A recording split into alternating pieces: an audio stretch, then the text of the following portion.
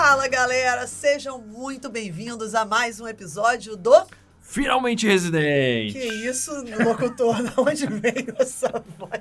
Tirei 1% de energia que eu tinha, mas o Finalmente Residente é um podcast para entrevistar quem acabou de sair ou está saindo das especialidades para ter um papo retíssimo e sincero sobre mercado, possibilidades, programas sobre essa especialidade e tudo mais. De vez em quando uma cosita a mais, né, John? Sim. A gente não fica só nas especialidades, a gente já tá na nossa 4ª temporada. Eu vou falar isso em todos os episódios, que eu tô muito orgulhosa, na realidade.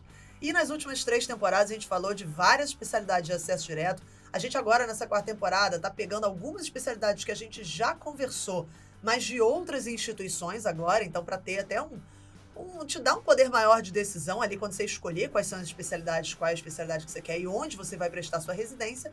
Mas também tem outros episódios sobre mercado, sobre o papel, cara, de tudo que a gente conversou um pouco, né? Conversamos de academicismo, conversamos de carreira acadêmica, no caso. Especialidade que a galera fala que ganha bem. Vamos ver se ganha bem mesmo, que a qualidade de vida é boa. O que, hoje? Hoje. Vamos conversar hoje. Pô, eu imagino que seja meio puxada a qualidade de vida. Acho que você trabalha bastante, hein? É a minha impressão. É uma especialidade que, às vezes, a galera não se liga tanto que é uma especialidade, né? A gente teve essa conversa com o nosso entrevistado. Eu levei na verdade, não foi nem esse choque que eu levei. A gente vai conversar ao longo do episódio quais foram as descobertas que a gente fez convivendo com essa peça aqui. Fala aí, se apresenta, querido. Nosso amigo aqui já, né? Por isso que eu tô zoando. E o episódio hoje é sobre o quê? Mas tá no título já. Qual é? Tá no título, a galera já sabe, endoscopia. Endoscopias. Vamos lá, Brunão, manda aí. Brunão, Fala, pessoal. Tudo bem? Então, pra quem não me conhece, eu sou o Bruno, sou médico formado na Universidade Federal de Santa Catarina, sim, porque o endoscopista também é médico. E vim para São Paulo fazer residência de clínica médica na Santa Casa. E depois da clínica médica, acabei optando por fazer endoscopia. Uma coisa que muita gente me pergunta é, mas dá para fazer endoscopia logo depois da clínica médica? Pois é, isso eu também fui descobrir mais tarde na vida profissional, mas dá sim, e esse foi o caminho que eu acabei optando. Esse foi o meu choque quando eu conheci Bruno, que eu falei, mas não tem que fazer gastro? Que acho que você deve ouvir isso um pouquinho, né? Eu escuto bastante, e não tem que fazer gastro, justamente clínica médica e cirurgia, eles são os pré-requisitos, né? Então, a gente acabou optando por pular essa etapa. Massa. Inclusive, Bruno, eu acho que a primeira pergunta, eu queria uma análise tua a respeito de como que tu vê hoje, agora praticamente formado em endoscopia, desses dois caminhos de ter acesso a essa especialidade, né? Como que se analisa? Eu adoro que o John faz isso aqui parecer uma prova, né? Eu quero uma análise. Só me entregue um artigo em 30 letras. 15 linhas, por favor. Enem. Não, mas bem papo reto mesmo, assim. O que você acha? Mete o papo. Então, eu tinha o preconceito de que eu achava que endoscopia, a pessoa, o caminho habitual seria sair da cirurgia, que eu ligava muito a uma especialidade de cirurgiões, é o que a gente vê, de fato, tem bastante pessoas envolvidas com a cirurgia no meio. Tem uma influência da UFSC, isso? Tem também. Tem, tá ligado? E até porque os casos clínicos muitas vezes são acompanhados pela equipe de cirurgia, né? Então, e outra ideia que a gente tem é que são pessoas que vieram da gastro. Então, basicamente, eram esses dois caminhos que a gente via inicialmente. Ou fez cirurgia e vai para endoscopia, ou faz clínica, gastro e acaba indo fazer a endoscopia de forma complementar.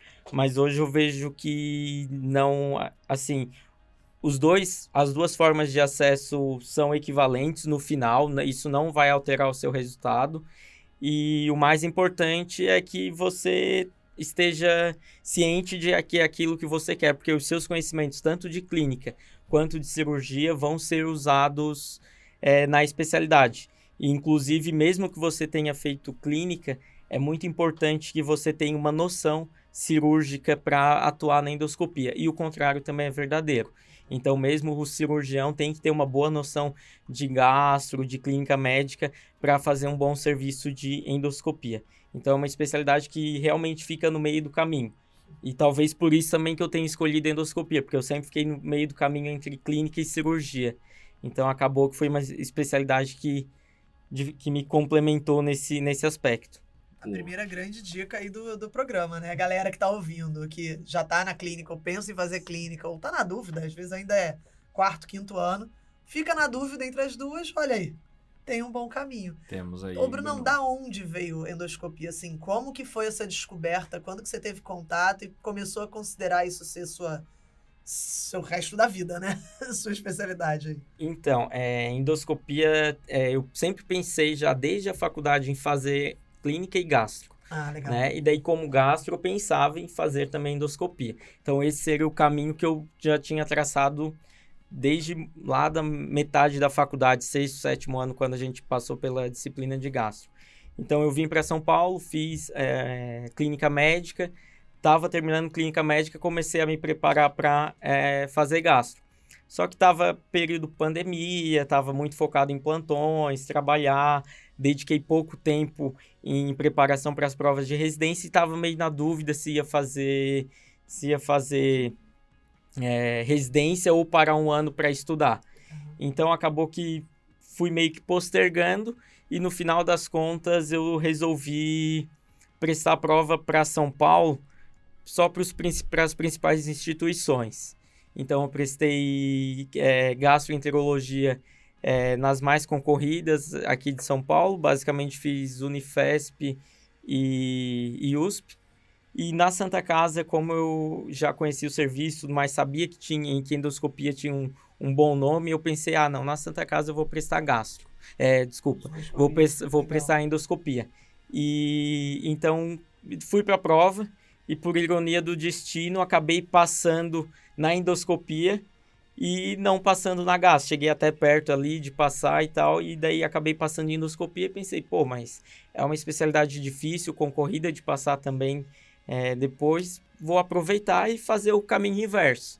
Né? Então eu entrei na ideia, vou fazer endoscopia e depois eu faço gastro para abrir meu consultório e tudo mais. Então acabou que o fim era basicamente o mesmo, mas o meio acabou mudando. E daí eu entrei para endoscopia, vi o mundo que era completamente diferente, comecei Para. Não conta o que tu vai fazer, porque isso a gente vai falar no final do episódio, qual foi o caminho que tu seguiu. Caraca, travou, vetou, Que? podou o Brunão. João Kleber faz isso, não faz? Então, Não vamos segurar a audiência aí até o final.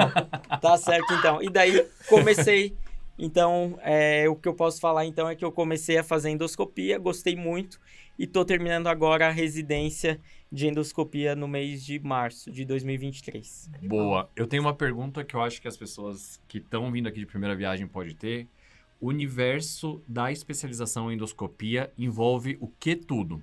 Porque às vezes as pessoas associam muito com endoscopia digestiva alta, né? Então, conta pra gente mais ou menos qual que é o universo que vocês atuam dentro da especialidade.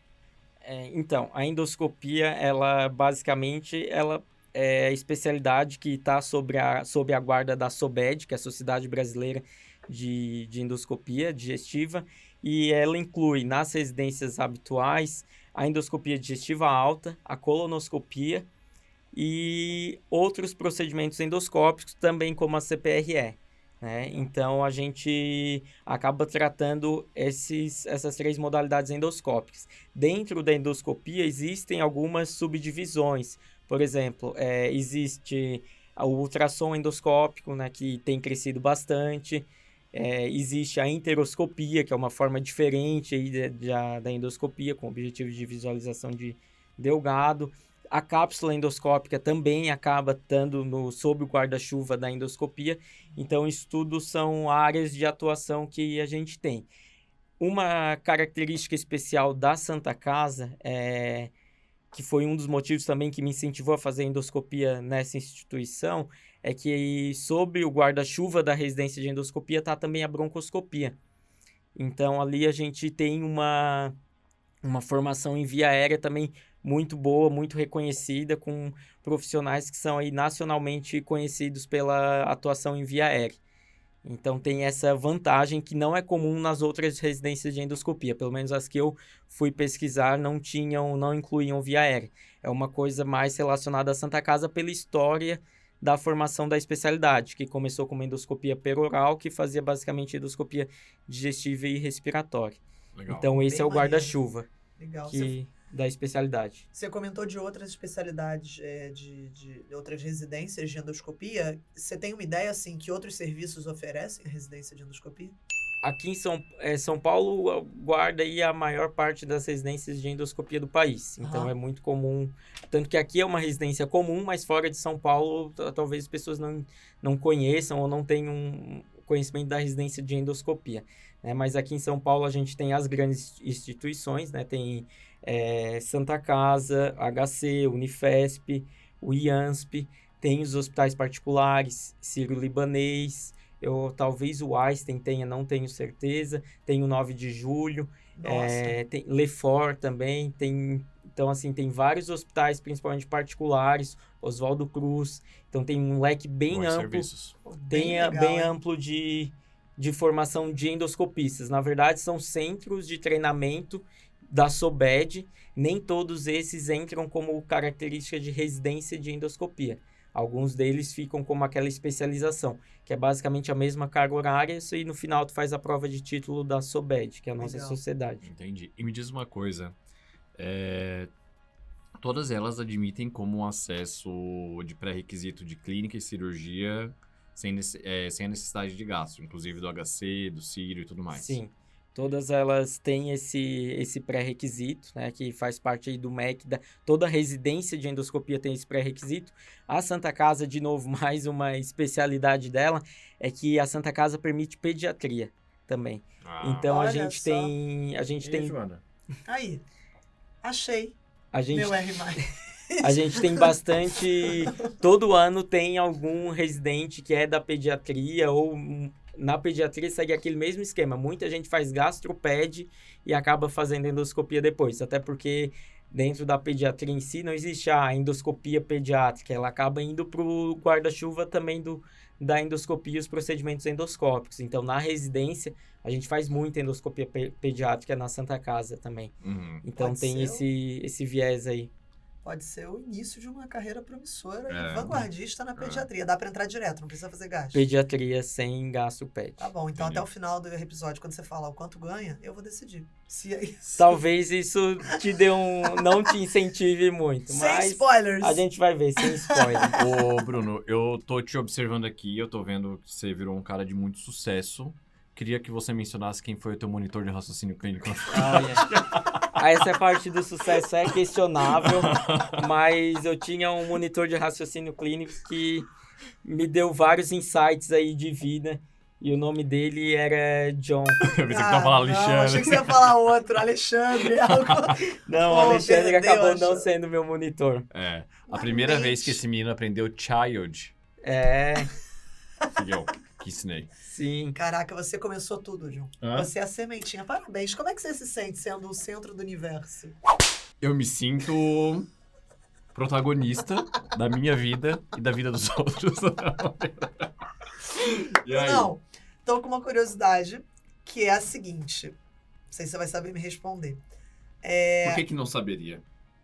Porque não necessariamente, eu acho que sim, mas não necessariamente isso é uma parada que ele vai saber. Quantos procedimentos você fez na residência? Em média, assim, por alto. No começo a gente meio que controlava, eu tinha esse dado certinho. Com o passar do tempo a gente acaba meio que deixando um pouco para lá. Mas assim, eu calculo que eu tenha feito em torno aí de 700 endoscopias, entre 700 e 800 endoscopias. E cerca de 250 colonos. Caraca. Sendo que a residência ela tem o viés de que no primeiro ano a gente faz muita endoscopia e no segundo ano é muito voltado para colono. Então a gente acaba tendo mais ou menos esse número. A partir de 100 colonoscopias, a sociedade já considera que a gente já tem uma certa habilidade adequada para fazer o procedimento. Pô, E você tá era com isso que eu margem, ia hein? perguntar, hein? E- Aqueceu aqui. Nem diz parece que uma foi coisa. combinado. Tô zoando, não foi, não.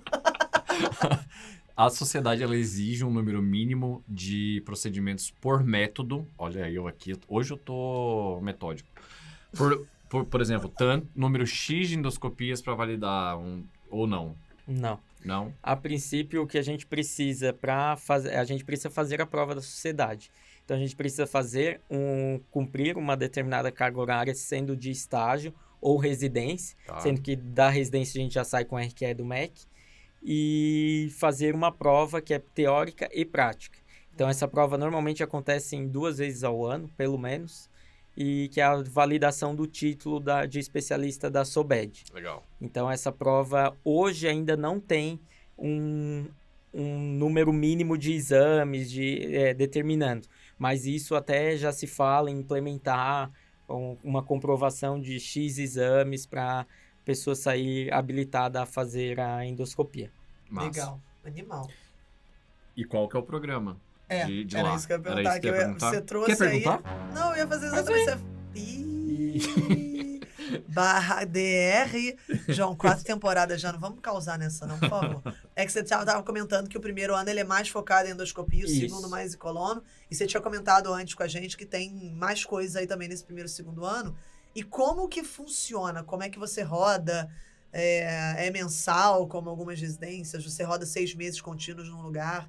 É um intervalo mais curto? Como é que é isso? Então, eu posso falar da Santa Casa, que Perfeito. é o sistema que eu conheço, né? A gente divide em 2 anos de endoscopia, sendo o primeiro ano ele é voltado para o aprendimento da técnica endoscópica em si. A gente começa fazendo endoscopia digestiva alta e via aérea, né? E broncoscopia. Na Santa Casa, isso no R1. Esse estágio do R1 a gente diz R1 porque todo mundo volta a ser R1, né? Então seria o R3, obviamente. Mas lá a gente é todo R1 e R2. Isso é uma política do setor. Enfim, então vocês vão me ver várias vezes falar aqui como R1 e R2 de endoscopia. Legal. Então, o R1 de endoscopia, ele vai fazer basicamente endoscopia e bronco, e a gente vai rodar de forma quinzenal em alguns serviços, né? Então, a gente divide em uma sala que é dentro da Santa Casa, mais voltadas para procedimentos ambulatoriais e de baixo risco, que a gente diz que é a sala da sedação, onde o endoscopista faz a sedação e faz o procedimento. A gente tem uma sala de procedimentos terapêuticos na Santa Casa, então 15 dias nessa, troca 15 dias para essa sala de procedimentos mais terapêuticos, onde a complexidade é maior e a sedação fica a cargo da equipe de anestesia. Ali a gente faz muitos procedimentos, dilatação de esôfago, dilatação de via aérea, são os procedimentos mais arriscados, né? Com maiores taxas de complicação, sangramento digestivo, tudo mais. Daí depois a gente também roda 15 dias num ambulatório de endoscopia, que fica num prédio aqui no centro da cidade, que é gerido pela Santa Casa, ali na rua Martins Fontes. E ali basicamente quando você vai fazer uma endoscopia numa clínica, você marca, vai lá, o médico faz o exame e tudo mais, baixíssima complexidade, paciente de baixíssimo risco, que seria mais ou menos como o dia a dia da vida do endoscopista fora do hospital, né? Então, para ter essa noção de ambulatório também. E outros 15 dias a gente roda em hospitais parceiros. Atualmente, um deles é o Hospital do Mandaqui, que tem um serviço de endoscopia muito bom também, e que inclusive vai abriu prova de residência pela primeira vez esse ano. Olha Acho só. que para quem tem interesse vale muito a pena se informar sobre a residência dessa instituição também. Do Mandaqui? Do Mandaqui. Deve ser via SUS São Paulo, né? Acredito que sim. Ah, E é um serviço que ele já é antigo em endoscopia, mas que agora é novo em residência. E é muito preparado, também vai ser um dos poucos de endoscopia que deve preparar para broncoscopia. Então não vai ser mais uma coisa da Santa Casa. Legal. Acredito que o Mandaqui vai ter essa formação também. Então fica aí a dica do podcast para quem está interessado pensar no Hospital do Mandaqui. é uma dica exclusiva, não é? É uma Dica dica exclusiva, exclusiva. Neto. Solta a vinheta aí, produção. Exclusividade. Pouca gente Neto. sabe, Verdade, pouca verdade. gente sabe disso, porque como eu tô falando, é o primeiro ano que vai começar agora, é 2023. Então é uma Legal. coisa que vale muito a pena se informar. E Franco da Rocha a gente roda num dia também. Num desses dias, de quando tá no Mandaqui, num dos dias vai para Franco da Rocha, Tá. que é um hospital no interior aqui de São Paulo, perto de São Paulo, mas na periferia, e que também é muito bom assim para a gente ter noção de como funciona a vida do profissional fora de São Paulo e no serviço hospitalar não tão especializado, que não tenha toda a estrutura que costuma ter aqui. Nossa. Então a gente aprende a se virar como tem que ser, né? Pra vida.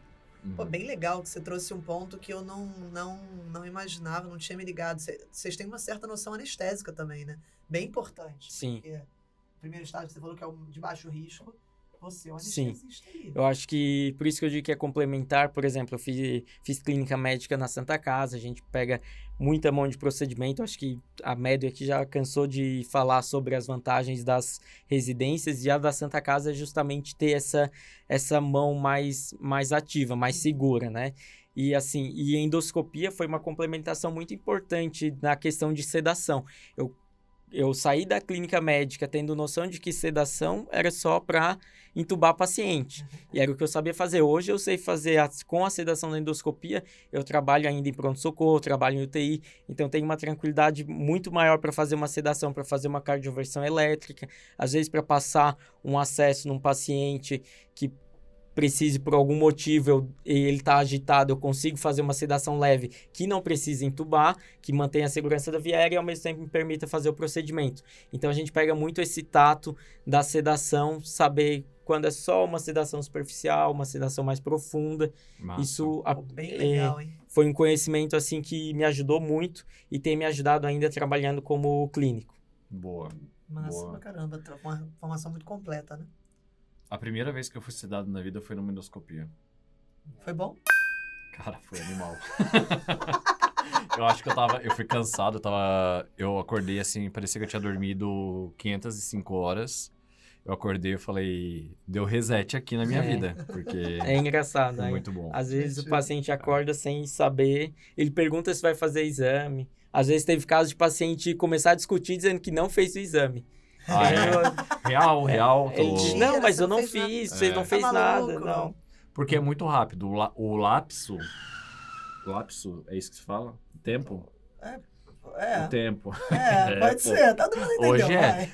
O que é, Bruno? Eu costumo dizer pro paciente, eles perguntam, doutor, demora muito, eu costumo dizer pra ele, pra você vai ser um piscar de olhos. Que realmente Olha pro paciente só, é isso é mesmo. isso, verdade. ele pisca o olho e quando É vê, isso acabou. É verdade. Então, assim, tira um pouco dessa questão que a gente tem de, exame dolorido, sofrido, hoje não precisa ser, principalmente a colonoscopia. Uma das coisas que eu prezo, obviamente, é fazer com segurança, mas é também propiciar uma boa experiência pro paciente. Tem paciente que faz acordado, ontem mesmo eu estava fazendo uma colonoscopia, o paciente estava conversando, ele recebeu a sedação normal, não dormiu, mas ficou conversando e não sentiu dor nenhuma, saiu numa boa. Olha só. Óbvio que eu não sei o quanto ele vai lembrar da conversa, mas assim, ficou... E a gente não precisa que os pacientes estejam dormindo, a gente precisa que ele tenha uma boa tolerância e uma boa aceitação do exame.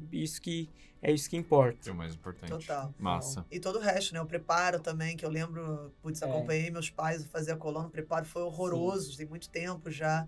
Tem melhorado, né? Cada Sim, vez eu sempre mais. digo pro paciente que, na verdade, que o pior do exame é o preparo. É o preparo. Agora aqui você pode ficar tranquilo que o exame vai ser muito menos sofrido. Óbvio que é um exame de risco, né? A gente tem complicações, mas realmente o preparo ainda é uma coisa que a gente tem dificuldade, os pacientes têm dificuldade sim. E demanda muito da capacidade cognitiva do paciente de compreender e do médico de explicar como é feito, né? Porque eu sempre digo, o preparo é ruim, mas pior é ter que fazer 2 vezes. Então faz certinho para que não tenha que repetir o exame. Muito bom. Porque senão vai passar pela sedação, fazer tudo e acabar tendo que repetir. Aí não é legal. Total. Me diz uma coisa, Bruno. No aspecto fora de residência, pensando em coisas que você fazia para relaxar ou em relação a outros trabalhos para se manter durante a residência, que já está numa fase mais madura ali no R1, novo R1, né? Novo R1. Como que ficou a tua vida durante esse período da residência em relação à renda extra? E como que mudaram os teus hábitos também em relação a relaxar, enfim, o que você fazia? Então,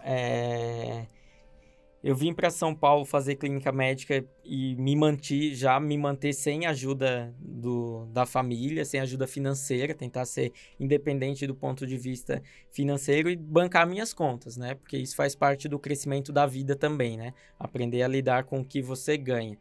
Então, eu sempre dei plantão na clínica médica, dei plantão no R2 e no R1 da endoscopia não foi diferente. O R1, no caso R3, ele é um pouco mais pesado em termos de carga horária, mas dependendo, isso você tem que ver a residência que você faz, porque tem residências que tem mais residentes, então acaba que os plantões, os períodos de descanso, eles aumentam, e tem residência que tem menos. E aí tem residência aqui em São Paulo que eu citei que é praticamente um dia sim, um dia não de sobreaviso. Então isso é uma coisa que tem que ser pensado também quando você for escolher. Por exemplo, na Santa Casa a gente tem um número maior de residência. São 2 residentes, mas são em média 4 estagiários. Então a gente acaba tendo uma divisão maior e nos finais de semana é um plantão. Então, ou seja, o R1 vai dar plantão, a gente acaba dividindo o final de semana em 5, 6 pessoas, né? No caso, os finais de semana do ano.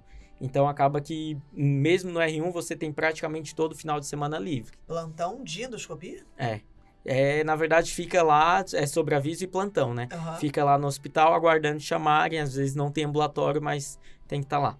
É um mito isso, não é? Porque eu sempre ligava lá na clínica médica, não, faz isso, não sei o que lá, eu passo na segunda. Isso depende do setor. Sacanagem, não sei. Depende do Caraca, setor, John. depende do hospital, é presencial, depende não. Isso até na vida profissional também, para quem pensa em fazer e quer saber o mercado futuro, que a gente vai conversar depois também, mas existem os plantões presenciais e os plantões à distância, né? Então, e sobreavisos, né? Então, isso varia muito. Tem residência que é presencial, tem residência que não, no final de semana e no período noturno. Mas acaba que no R1 você consegue. Se você trabalhou no R1 de clínica médica e no R1 e R2 de clínica médica, com certeza você vai conseguir trabalhar no de endoscopia. Tá? É só questão de saber ajustar os horários. A carga horária é a mesma, são as 60 horas semanais, mas acaba que você tem uma certa flexibilidade. Então Legal. dá para trabalhar sim, mas tem que ver onde você vai fazer. Sim. Bacana. Uma dúvida que a gente estava comentando de tempo. Você falou que para o paciente é um piscar de olhos. E para você? Quanto leva uma endoscopia? Porque isso vai influenciar diretamente na remuneração, né? Sim. Depende. Cada exame você vai receber A gente acaba ganhando, principalmente aqui no mercado de São Paulo, a gente acaba recebendo muitas vezes por produção, né? Uhum. Então, a gente acaba tendo uma agenda de exames e vai fazendo. Uma endoscopia diagnóstica de paciente que tem uma queixa de dispepsia, não encontra nada de alterado, leva em torno aí até 20 minutos entre colocar o paciente na sala, sedar e ele acordar. Legal. Então, o intervalo, e você bater o laudo, o intervalo do procedimento em si, do total, é mais ou menos 20 minutos. Uhum. Entre botar na sala, preparar, conversar com o paciente, sedar, fazer o exame e bater o laudo. Legal. E da colonoscopia, ela coloca 30 a 40. Daí vai depender, tem colonoscopia que a gente leva 1 hora. Então, assim, tem colonoscopia que são difíceis, que já sabe que são difíceis, mas a maioria, o habitual é também levar um pouquinho mais, aí de 20 a 40 minutos, 30 a 40 minutos. Tranquilo. Caraca. É bom. Bom. Vamos falar Não de sei se é bom possibilidades. a gente não ter referência, né? A gente não tem referência Bom, alguma, muito né? bom. A gente tá aqui Sim. bom, Que muito bacana. bom. Como se a gente entendesse. Eu ia perguntar agora, vamos começar a entrar um pouco no mercado, então. Vamos entender, não mercado, antes de entrar em mercado mesmo, quais são as possibilidades? Depois, você tá terminando agora, né? Final do Sim. R2. Para onde você pode ir? Então, terminando a residência de endoscopia, daí vai abrir um leque de subespecializações, né? Então, a gente...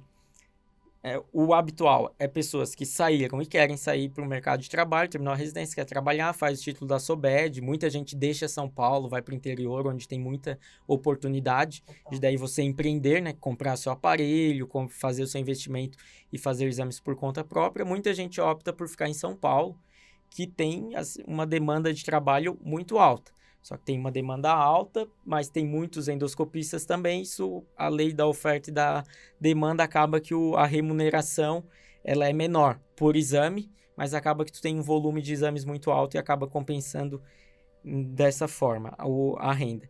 E para quem quer se especializar sempre um pouco mais, tem diversas áreas, né? Alguns serviços têm o R3 de endoscopia, que no ICESP chama de endoscopia avançada, na Santa Casa tem o R3 de CPRE, que daí fica mais voltado a CPRE. Só uma legenda, o ICESP é o Instituto do Câncer do Estado de São Paulo. Isso, onde fica... que é ligado ao HC. O HC, exato. Isso. Legal. Então, a prova é prestada via HC. Achei que você ia fazer a legenda do CPRE. E daí tem os serviços particulares Mostra pra também. galera o que é CPRE, Bruno. CPRE, putz, essa eu tenho que pensar pra não falar bobagem. Colangiopancreatografia retrógrada endoscópica. Um trava-língua aí, pra eu que já tenho a língua um pouco travada. Jogou Mas o é moleque isso. no fogo. Ô, John, eu me lembro que antes de a gente começar o podcast, você falou assim, tô lendo um livro de comunicação não violenta. Sim, Você claramente não tá botando em prática esse podcast. por isso que eu tô lendo o livro. Eu ainda não Ainda tá no terminei. começo, eu vi ele lendo, Eu tô tava... na 30. tava na página 3. É isso. Caraca. Vamos lá. No próximo podcast você vai estar melhor. Acompanhem até o final da temporada pra vocês verem A como eu tô evolução do evoluindo. John. Tô evoluindo. Isso. Gosto. Vamos fazer esse checkpoint no final do podcast Vamos. da quarta temporada. Vamos falar o que vocês acharam. Comenta aqui no vídeo. Regrediu. Desculpa, não. CPRE, continua aí. As subs. Então, daí basicamente as subs a gente faz, tem as endoscopias avançadas em alguns serviços particulares, Endovita, Hospital Moriá, tem o ICESP, que a gente já falou, que é público, e muitas delas são pagas, então assim, a pessoa, daí você não é mais residente e você desembolsa uma graninha aí para fazer esses cursos extras, né? O ICESP acho que é exceção, mas, por exemplo, os serviços particulares, você deve desembolsar uma grana que varia aí, se alguém tiver interessado em valores, em torno de 30 mil reais ao ano. Tá. Assim como muitos cursos de endoscopia feitos pela Sobed, Ciro, Einstein, que eles fazem como uma especialização, tipo, um curso de alguns finais de semana no mês, tudo mais, que daí você aprende a passar balão, faz coisas que nem sempre na residência você teve a oportunidade. E esses cursos também são pagos extra. Massa. Puxadinho. Mas Por legal, isso que né? muita gente sai já querendo trabalhar. Total. E tem outras pessoas que pretendem aumentar o seu leque de habilidades para depois sair para o mercado. Isso Legal. varia muito. Legal. Depende Cada onde vez você... mais com subs e Depende onde possibilidades, você né? for se instalar, é interessante pensar quanto mais você tiver a oferecer, melhor, né? Sim, total. Uma pergunta, curiosidade. Eu, como clínico, quantos procedimentos tu viu, assim, pra pensar, não, agora eu tenho alguma mão de fazer endoscopia e colonoscopia, assim? Olha, a gente sofre, acho que qualquer especialidade médica, mas principalmente as que fazem especialidades que botam mais a mão na massa, né? Tem muito aquela questão da síndrome do impostor, a curva que eu esqueci o nome agora de quem chama essa curva, que diz que a pessoa no começo tem muita confiança, depois vê que não sabia muito, muito bem como que a coisa funcionava, e isso acontece basicamente em todas as em muitas especialidades, a endoscopia é uma delas. Eu esqueci o nome agora, vou ter que procurar também. A gente tá no Google aqui, mas eu não sei nem como é que eu procuro curva isso. de... Dan, isso mesmo, Não, Dan peraí, alguma coisa. Dunning-Kruger. Dunning-Kruger, isso. Ah lá. Realmente, a gente... Receba! Então, daí assim... Receba. A gente começa a fazer endoscopia, daí passa lá 2 meses fazendo exame e acha, não, agora eu já sou bom.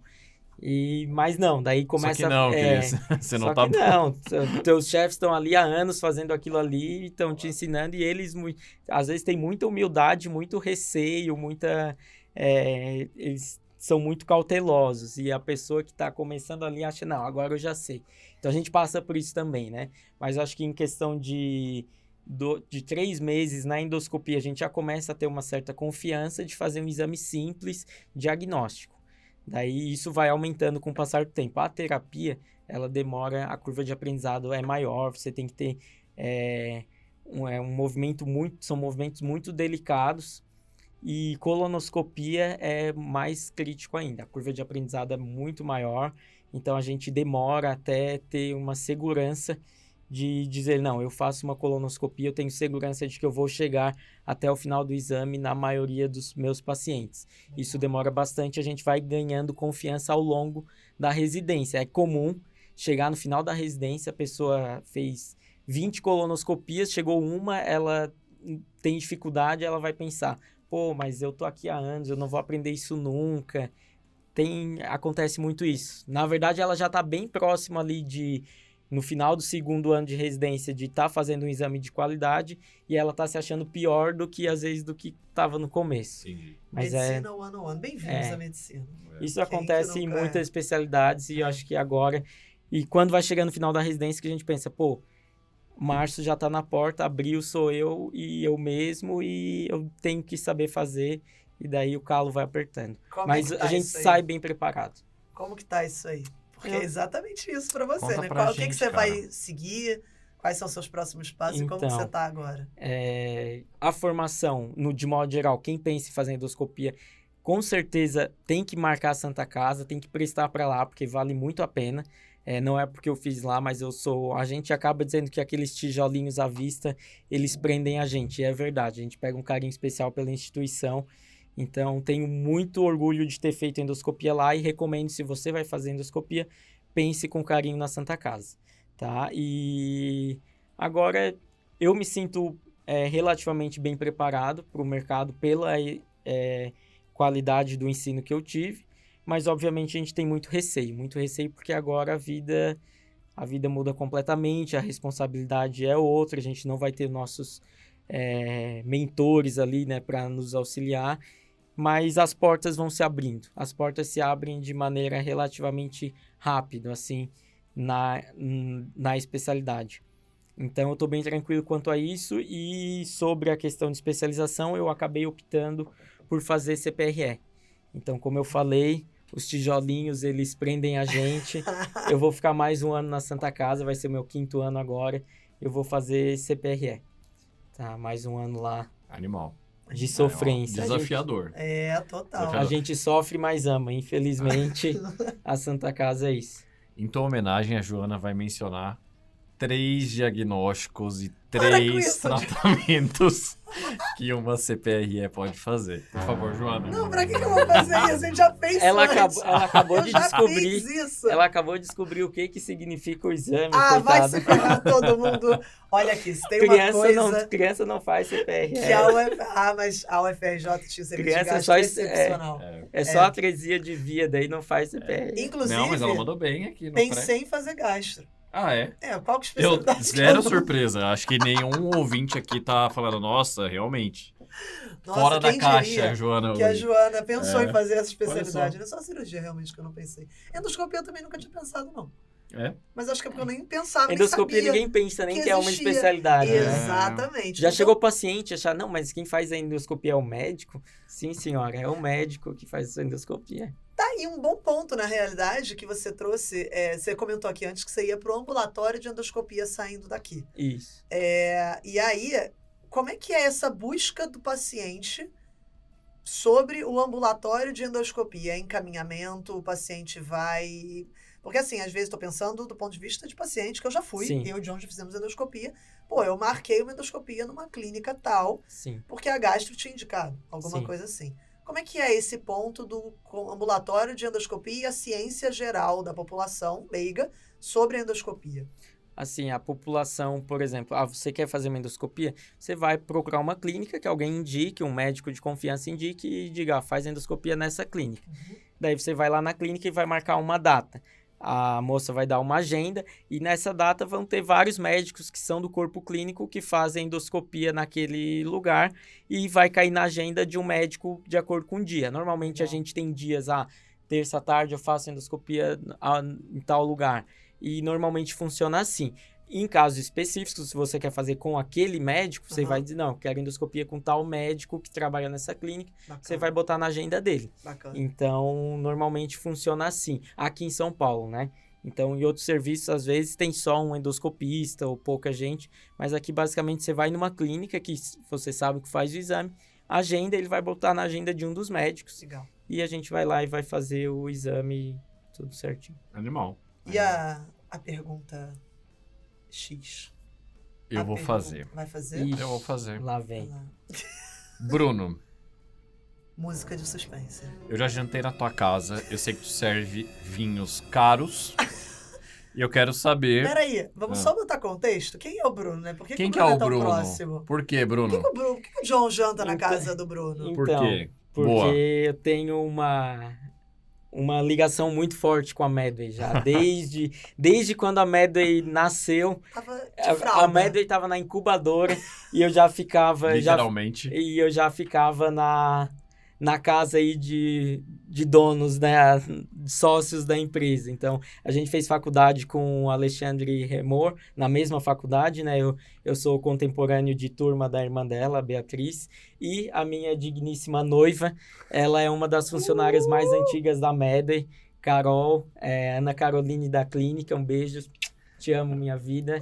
Oh, meu Deus! E, então, assim, a Medway, desde que a gente chegou em São Paulo, antes mesmo de entrar em São Paulo, quando a gente vinha fazer as provas e ficou hospedado já na casa do Alexandre, a Medway já estava ali nas nossas vidas, indiretamente. Maravilhoso, que aí já viu a aulinha de clínica, Carol brilha, nossa Ana K, perfeita.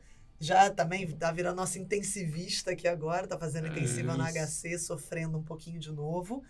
E é isso aí, maravilhoso. E não aí tem nem juntou as palavras. amizades, acabam se construindo no ciclo de trabalho. A Florianópolis está dominando o mundo, né? A UFSC vem para cá em UFSC vem peso. com Não. tudo. Daí- Existe um nepotismo nessa empresa, eu vou fazer essa denúncia aqui. Então, Só tem UFSC nesse lugar. Tudo bem, excelente. Tá Fato. tranquilo. Tá liberado, tá liberado. É fato, não tem o que... Fato. Contra fatos não há argumentos. Mas a pergunta que não quer calar. Em média, uma pessoa que sai da residência de endoscopia, ela ganha mais ou menos quanto, trabalhando mais ou menos quanto? Porque ali, como é por produção, a gente precisa saber também para ver. Isso. Quero fazer os cálculos aqui. então, assim, muita gente pensa que endoscopia vai dar muito dinheiro, Uns mas 200. infelizmente não é a realidade, principalmente se você ficar em São Paulo. Acho que se você quiser empreender, que é uma opção que muita gente faz, de comprar um aparelho, ir para o interior e fazer exame, eu acho que tem uma oportunidade de sucesso financeiro, se esse é o objetivo, maior. Mas em São Paulo tem muito trabalho, a gente sai durante a residência no R2, a gente já tem propostas de trabalho em clínicas, em hospitais, então assim, a demanda é muito alta, mas a oferta de profissionais também é alta, né? Então, como muitos lugares acabam contratando R2, e como eu falei, São Paulo, ele detém aí boa parte da formação dos endoscopistas, acaba que tem muita gente aqui e o valor do exame é baixo. Então, eu vou jogar aqui valores, tá? Que talvez, dependendo da época que você escute esse podcast, possa estar desatualizados, mas vocês talvez fiquem chocados. Preparem-se. Caraca, meteu o Ei, bota uma musiquinha de suspense aí na edição, por favor. Grata. Silêncio para a musiquinha entrar. Então, Não teve silêncio. não tem silêncio. Em média, assim, falando de serviços que eu tive algum contato já, né? Se oferece pro médico que faz a endoscopia ou honorário em torno aí de 50, 65, 70 reais a endoscopia diagnóstica, que é o exame que você faz o aparelho, diz o que tinha, passa o aparelho, diz o que tinha e dá o diagnóstico. Então, você acaba tendo esse valor. Para a colonoscopia, fica ali em torno de 100 a 120. E também mais o procedimento diagnóstico. Tem aí, daí você ganha por pólipos, por procedimentos, daí acaba aumentando o valor. Serviços hospitalares que pagam produção, às vezes eles vão dar um valor maior se você faz procedimentos mais específicos, como a retirada de pólipo grande, que daí envolve clipe, envolve alça quente, que a gente chama, que é bisturi elétrico. São vários procedimentos endoscópicos que vão agregando o valor ao exame. Mas um exame puro, no ambulatório, onde você só faz diagnóstico e biópsia simples, a média de valor é esse. Então, como eu falei, aqui em São Paulo a gente ganha muito por produção. Agenda cheia, trabalhar muito para poder, ao final do dia, ganhar aí um valor que muitas vezes chega próximo ao valor de um plantão de uma especialidade, seja pronto-socorro ou até de medicina intensiva. Trabalhando bem, então, assim, no mês, tirar uns 20 é plausível, 20 mil. Talvez um pouco mais. É plausível até talvez para um pouco mais. Legal. E se a pessoa não quiser, por exemplo, viver de plantão, que é uma Sim. opção, assim, eu tenho uma filosofia, entrando mais para um lado pessoal, que eu percebi fazendo os R+, ou estudando para fazer os R+, que, na verdade, na maioria dos casos, principalmente aqui em São Paulo, fazer o R+, significa que você vai ganhar mais ou menos parecido com um recém-formado que se mata de dar plantão, só que trabalhando menos. Então, você basicamente agrega um pouco mais de valor na sua hora e não vai precisar ficar vivendo de plantão aos finais de semana futuramente, mas não necessariamente você vai ganhar muito mais que ele.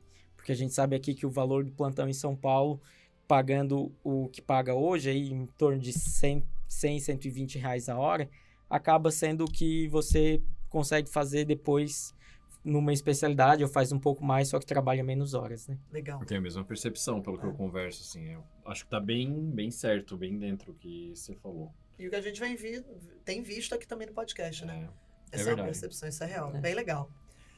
Eu tô satisfeita. Eu também tô. Tu tá satisfeito, Bruno? Eu tô satisfeito. Então deixa um recado final aí pra Palavras galera. finais. Deixa o arroba, se quiser, o site, o espaço é teu. Um Já recado era. final, então, é de alguém que está começando na vida profissional, que tem ainda alguma experiência, mas também não posso dizer que sou a voz da experiência, mas o conselho que eu deixo, que faz parte da minha filosofia, faça aquilo que você gosta, independente do retorno financeiro, mas a gente sabe que o retorno financeiro tem que estar na balança também. Então, é qualidade de vida, retorno financeiro e fazer o que você gosta.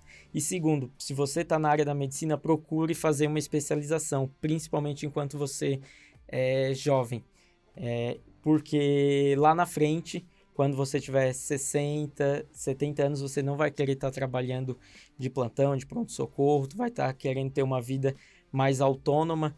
Mesmo que hoje você tenha aquele sangue nos olhos de querer salvar vidas, pense que futuramente talvez você queira ter um pouco de tranquilidade, tanto profissional quanto financeira.